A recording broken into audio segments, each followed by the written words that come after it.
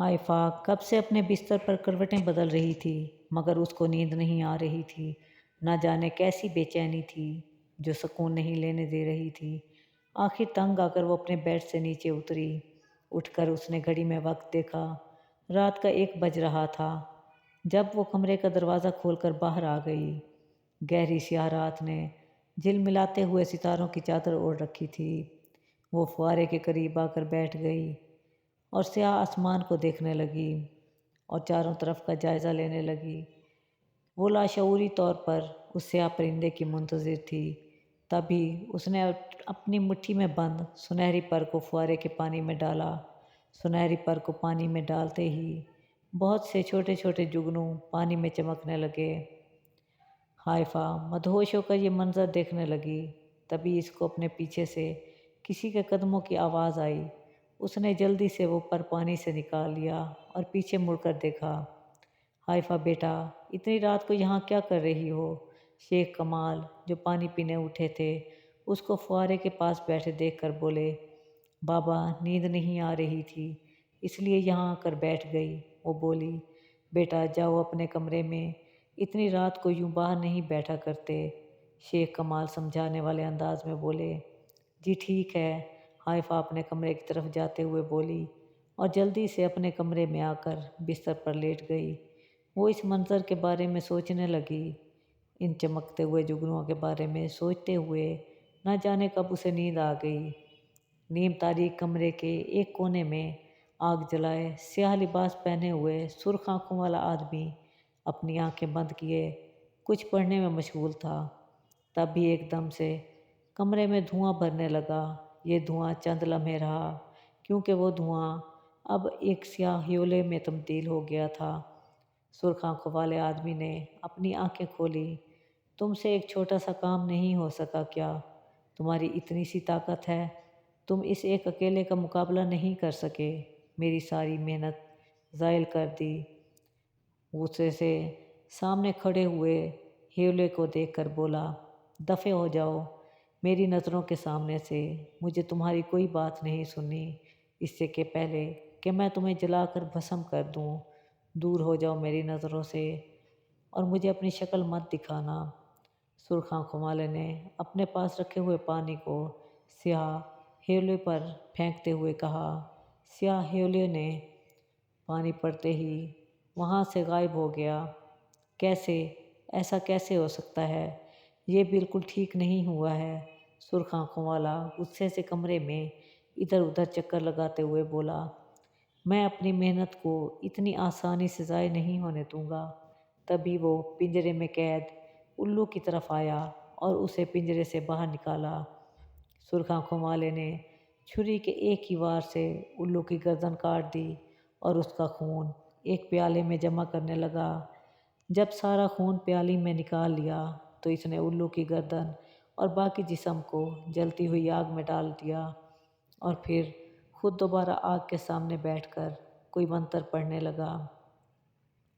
रात के 2 बजे थे जब हाइफा के कमरे की खिड़की हवा से खुली और पर्दा उड़ने लगा। तभी जमील हाइफा के कमरे में दाखिल हुआ। थोड़ी देर पहले ही वो इन शयातीन का खात्मा कर आया था जिन्होंने इलाके पर कब्ज़ा कर लिया था। वो बहुत खुश भी था कि आज एक बार फिर उसने बुराई को उसके अंजाम तक पहुंचा दिया था। वो धीरे धीरे चलता हुआ हाइफा के बिस्तर के पास आया, जहां अब वो गहरी नींद सो रही थी। जमील ने उसके बिस्तर के गिर्द 7 चक्कर काटे और दोबारा उसके सिरहाने आकर खड़ा हो गया। न जाने कितनी ही देर वो ऐसे ही खड़ा हाइफा को देखता रहा। फजर की अजान उसके कानों में पड़ी। तब भी बाहर इसने कहवत को देखा, जबकि वो इसको मना भी करके आया था कि वो यहाँ इसके पीछे ना आए। जमील जल्दी से कमरे से बाहर आया। तुम किसी दिन मेरे हाथों ज़ाय हो जाओगे। जब मैंने मना किया था कि मेरे पीछे नहीं आया करो तो क्यों आए हो? चैन नहीं है कहीं तुमको? जमील ने कहवत को घूरते हुए कहा। नहीं, और ना ही मना हूँगा। तुम्हें किसी भी गलत रास्ते पर जाने नहीं दूँगा। उसने कहा। कौन सा गलत रास्ता? कैसा गलत रास्ता? جمیل نے کہوت کی طرف بڑھتے ہوئے کہا، یہ وقت آنے پر بتاؤں گا، ابھی چلو یہاں سے، فجر کی اذان ہو گئی ہے، ہمیں وادی پہنچنا ہے اور سب کو اپنی جیت کی خبر سنانی ہے۔ کہوت خوش ہوتے ہوئے بولا، ٹھیک ہے چلو، ویسے تم سے تو میں بعد میں اس بارے میں بات کروں گا، جمیل نے کہا، اور دونوں مشرق کی سمت اڑ گئے۔ ہر طرف پہاڑ ہی پہاڑ تھے، پیروں کے نیچے سفید چاندنی جیسی برف دور تک پھیلی ہوئی تھی، نیلے صاف شفاف آسمان پر سنہری سورج چمک رہا تھا، کہیں کہیں سفید بادلوں کے ٹکڑے ایک دوسرے کے پیچھے بھاگ رہے تھے۔ وہ ننگے پاؤں اس برف پر چلتی جا رہی ہے، اس کے پیروں کو برف کی ٹھنڈک ذرا بھی محسوس نہیں ہو رہی تھی۔ وہ پرسکون سے انداز میں ایسے برف پر چل رہی تھی جیسے یہ برف نہیں، سرسبز گھاس ہے۔ اس نے سر اٹھا کر آسمان پر چمکتے سورج کو دیکھا، جس کی کرنیں برف پر پڑ رہی تھیں۔ وہ ہولے سے مسکرا دی، یوں لگ رہا تھا جیسے یہ منظر اس کو خوش کر رہا ہے۔ تبھی اس نے دور پتھر پر بیٹھے ہوئے کسی کو دیکھا، اب اس کا رخ اس طرف تھا جہاں کوئی بیٹھا تھا۔ وہ جیسے جیسے اس پتھر کی طرف بڑھ رہی تھی، اس کے پیروں کے نیچے کی برف کی ٹھنڈک آگ کی تپش نے لے لی تھی۔ اس پتھر کے قریب پہنچنے تک اس آگ کی تپش اس کے لیے ناقابل برداشت ہو رہی تھی۔ اس نے آگ کی تپش کو برداشت کرتے ہوئے پتھر کی طرف دیکھا جہاں وہ سیاہ پرندہ بیٹھا تھا۔ اس نے سیاہ پرندے کے نزدیک جانے کے لیے جیسے ہی ایک قدم اور بڑھایا تو ایک آگ کا گولا اس کے اور سیاہ پرندے کے درمیان حائل ہو گیا۔ وہ مزید آگ کی تپش برداشت نہ کر سکی اور بے ہوش ہو گئی۔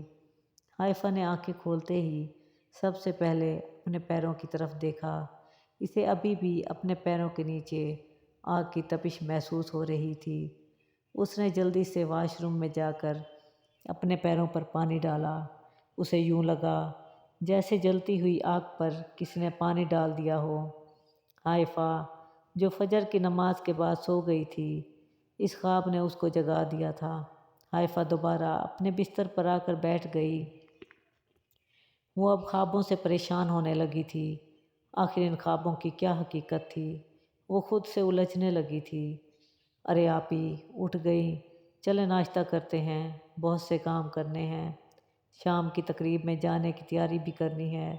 آشو اس کا ہاتھ پکڑ کر اسے اٹھاتے ہوئے بولی، کیا آشو تنگ نہیں کرو، میرے سر میں درد ہے، اور ویسے بھی ابھی شام میں بہت وقت ہے۔ ہائفہ نے کہا، جی نہیں، مجھے کوئی بات نہیں سننی، اٹھیں، ابھی کپڑے سلیکٹ کرنے ہیں، میں نے فیشل کرنا ہے، بال سیٹ کرنے ہیں، اور آشو نکاح تمہارا نہیں ہے۔ اس سے پہلے آشو مزید کچھ بولتی، ہائفہ نے بستر سے اٹھتے ہوئے بولی، اس میں نکاح والی کیا بات ہے، میں سب سے اچھی لگوں، یہ میرا حق ہے، اب ہر کوئی آپ جیسا حسین تھوڑی ہے۔ ویسے آپی، ہو سکتا ہے کوئی ہینڈسم سا لڑکا آپ کو پسند کر لے، آپ کی شادی ہو، کتنا مزہ آئے گا۔ آشو نے ہنستے ہوئے کہا، توبہ ہے آشو، تمہارے دماغ میں بھی کیا کیا خیالات آتے رہتے ہیں، چلو امی پکار رہی ہیں۔ ہائفہ نے کہا۔ شام ڈھلتے شیخ کمال کی فیملی نکاح پر جانے کی تیاری کرنے میں مصروف ہو گئی۔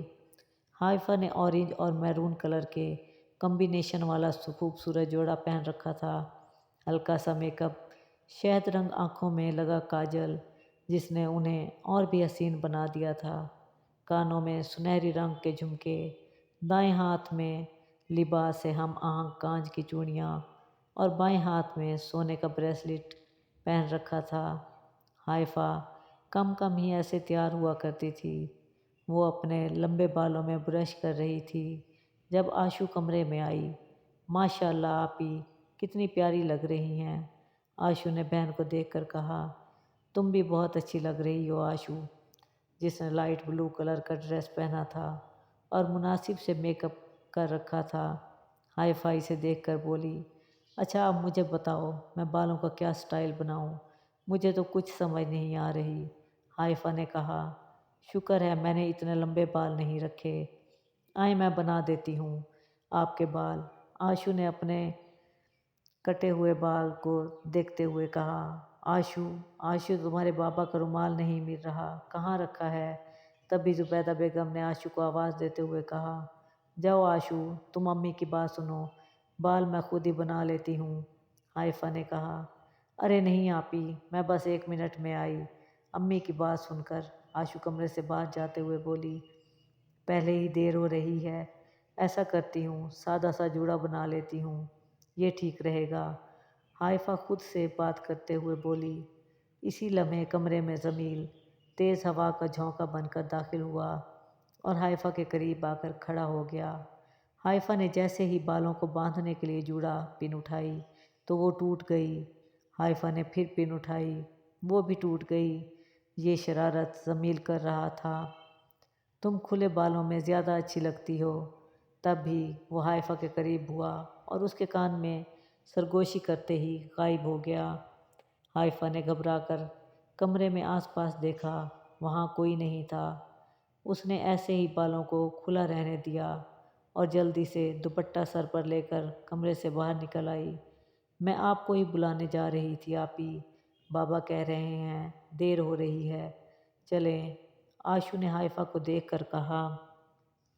थोड़ी देर बाद शेख कमाल की फैमिली तकरीब में शिरकत करने के लिए घर से रवाना हो गई, मगर वो लोग नहीं जानते थे वो सिर्फ 4 लोग तकरीब में नहीं जा रहे थे, कोई और भी है जो उनके साथ आज की रात इस तकरीब में शामिल होगा।